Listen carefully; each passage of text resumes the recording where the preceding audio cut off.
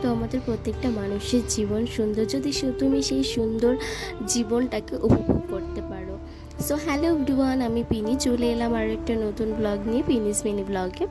তো তোমাদেরকে একটা কথাই বলার ছিল যে বেসিক্যালি তোমরাও জানো যে সময় এমন একটা জিনিস সবাইকে পর করে দেয়।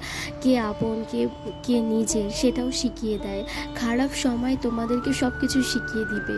তোমার কে কাছের মানুষ কে পর মানুষ, জানো তো।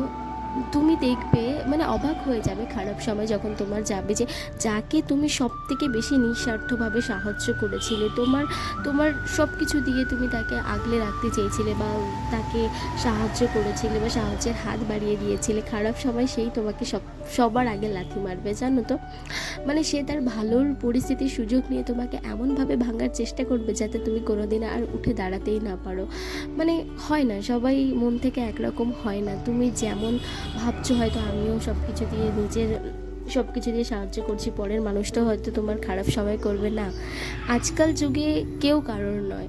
মানে কি বলবো, দিন শেষে তোমরা নিজেই নিজেদেরই থেকে যাবে, কেউ পাশে থাকবে না। সে তুমি যতই নিঃস্বার্থভাবে সাহায্য করো না কেন, সে তোমার নিজের ফ্যামিলি মেম্বার হোক বা বাইরের হোক বা কাউকে পর পর মানুষকে তুমি নিজের মনে করে রেখেছো, কেউ হয় না। সে যতই বলুক না কেন আমি তোমার পাশে আছি, তার আজকে খারাপ সময় তুমি তাকে সাহায্য করছো বলেই সে বলছে পাশে আছে। কি তোমার খারাপ সময় আসুক, দেখবে সেও তোমাকে লাথি মেরে দূরে সরিয়ে দিবে।